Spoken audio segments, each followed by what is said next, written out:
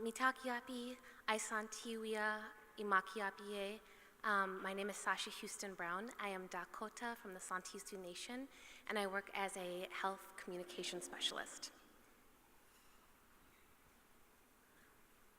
Buju, Migeziana Kodindijana Kaz, Gakabikan and Dunjaba, Ogoshka Manasin and Dundame. Good evening, my name is Jennie Kappenman. I'm a direct descendant from both the Red Lake Nation and Leech Lake Nations of Ojibwe.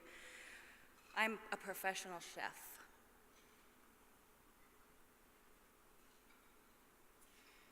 Yat Aisha Hoonmana Nishia, Tatnaslani Nishia, my Idishkizin Dish, Bashichin, Turich Ini Dishache, Kia Ani Dishanella. My name is Hoonmana Polk. I am Dene Kutzan in San Carlos Apache, and I am pursuing a degree in nursing.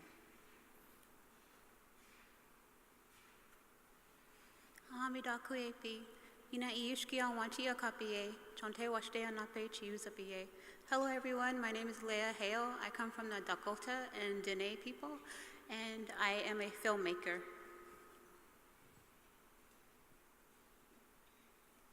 Mitakiapi, my name is Nina Polk. I am Navajo, Lakota, San Carlos Apache, and Quitsan, and I am a student, an athlete, and an artist.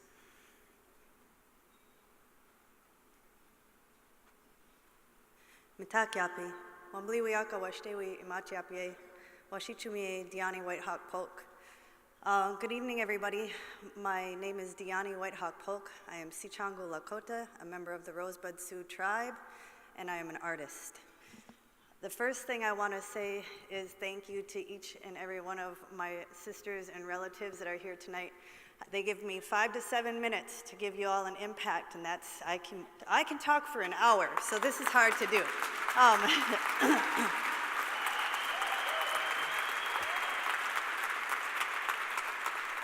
But to truly ask you all to remember the indigenous people of this land base, I didn't want to be one person on stage asking you to please remember us.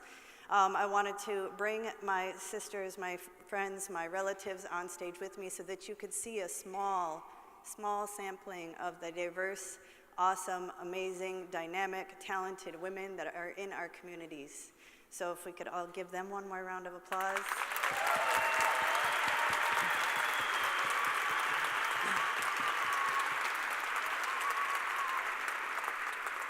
I wasn't trained on the clicker, so let's see if we can get to the right place. Oh no. All right. There are 567 federally recognized tribes in the United States, plus additional state-only recognized tribes and tribes that are now gone due to colonization and genocide. The 2007 U.S. Census reported 4.5 million people who identified as Native American, approximately 1.5% of the population. Enrolled tribal members are less than half of this number, less than 2 million. Yet, of this small percentages, 1 in 3 Native women will be raped in their lifetime. 3 in 5 will be physically assaulted.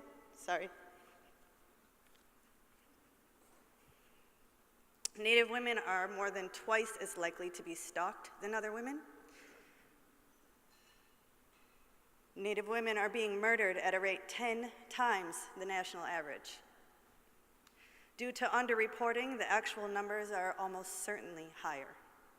Native women face rates of sexual violence and physical assault that are 2.5 times higher than violence against any other group of women in the United States.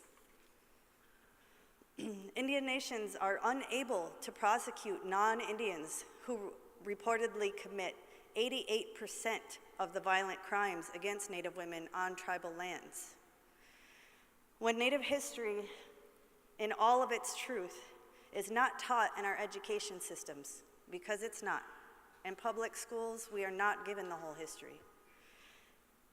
And Native people and voices are not regularly included in journalism, mass media, the entertainment industry, national sports, science, medicine, the arts, etc., etc. It renders us largely invisible. This invisibility directly supports the trends of violence against Native women. And this violence permeates into our families, into our communities, and into the world. Because we all know that the invisible, the forgotten, the undervalued, the outlier becomes the perfect target for predators. I'm an artist. Why am I here? What can I do? I've asked myself this question so many times as I sit in my studio and paint. You know, how am I helping issues as I wield a paintbrush? I ask this about our Native communities and our world at large. I can't. No one can do it all, but I can contribute in my way, through my passions. Many of my works are embedded with conversations that point to our nation's history, contemporary issues of Native peoples, tribal and federal government relations, and they urge audience members to remember, acknowledge, and celebrate Native arts and people. My work addresses the inadequate recognition of Native people and voices in the mainstream art field. The arts have a tremendous ability to impact people's lives and worldview. Moreover, art is a language all people can speak. In works such as this, I use materials to rearrange the hierarchy of who is recognized first. You must look through the beadwork to see the abstract painting below. Western art and Native art histories are so deeply intertwined, but it's Western masters that get the credit. Yet many of these masters were influenced by Native and Indigenous arts, and most of those artists are women. Through works such as this, I tackle issues of appropriation and the way that it negatively affects Native people. Through making art, I create opportunities to have conversations, to create moments of intersection where we can connect people to people and gain a deeper understanding of one another. So I encourage you all tonight to fight national amnesia.